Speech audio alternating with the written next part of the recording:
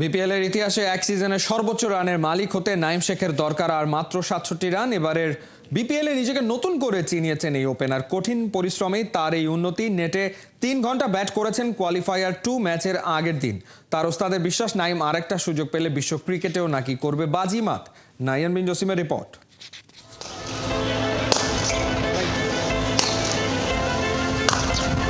নেটে একের পর এক বিগ হিট নাইম শেখের, কখনো নো লুক শট, কখনো কভার, কখনো সলিড স্ট্রেট ড্রাইভ। দারুণ সব শট পাশ থেকে দাঁড়িয়ে দেখছিলেন তার ক্যাপ্টেন মেহেদী হাসান মিরাজ। পুরো দলেরই অবশ্য এদিন ছুটির দিন, কিন্তু নাইম শেখ তার পছন্দের কোচ জাতীয় দলের সাবেক ক্রিকেটার আনোয়ার হোসেনকে নিয়ে নেটে হাজির। একাডেমি মাঠে প্রায় ৩ ঘন্টা প্র্যাকটিস চলেছে, কম না হলেও হাজার খানেক বল খেলেছেন, তবু তৃষ্ণা মিটছে না নাইমের। চলতি বিপিএল এর টপ রান স্কোরার, আকাশচুম্বী তার আত্মবিশ্বাস। তবু ঠিক কি কারণে গুরুত্বপূর্ণ ম্যাচের আগে নাইম প্র্যাকটিসে এতটা সিরিয়াস, সেই রহস্যটা ভাঙলেন তার ওস্তাদ। নাইম শেখের সামনে বিপিএল ইতিহাসের সেরা ব্যাটসম্যান হওয়ারও কিন্তু একটা সুযোগ আছে, কারণ এর আগে রাইলু রোসো ৫৫৮ রান করেছিলেন, যেটা কিনা বিপিএল ইতিহাসে একটা সিজনে সর্বোচ্চ রান। নাইম শেখ ৪৯২। যদি ফাইনাল পর্যন্ত আসলে খুলনা টাইগার্স যায়, সেক্ষেত্রে কিন্তু যেভাবে খেলছেন নাইম শেখ, সব রেকর্ডকে পেছনে ফেলে বিপিএল ইতিহাসের সেরা ব্যাটসম্যান হওয়ার একটা সুযোগ থাকছে।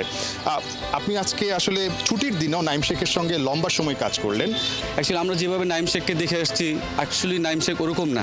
এখন যা দেখতেছেন নাইম শেখ অ্যাকচুয়ালি সেরকম, ওর অ্যাবিলিটি ধরা ছোঁয়ার বাইরে আমি মনে করি, কিন্তু সেই অনুযায়ী ও এতদিন পারফর্ম করতে পারতেছিল না।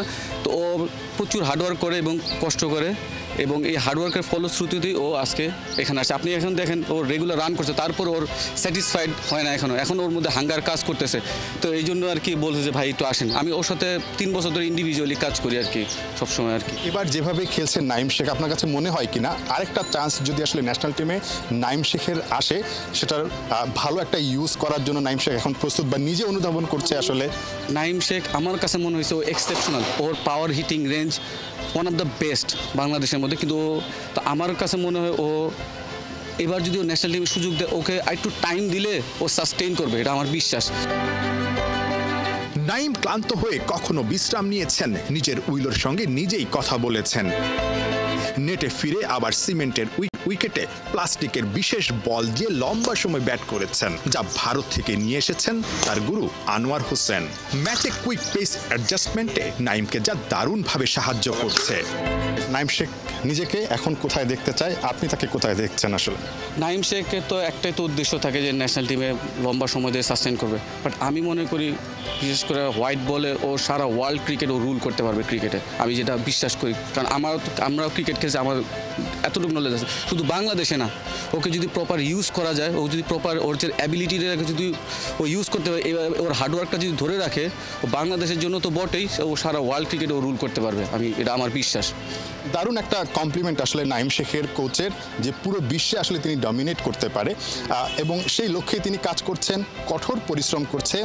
আজকের দিনটায় ৩ ঘন্টা অনুশীলন করেছেন, যখন কিনা আসলে দলের কোনো প্র্যাকটিস ছিল না, সবার বিশ্রাম ছিল। পরিশ্রমই নাকি মানুষকে তার লক্ষ্যে পৌঁছে দেয়।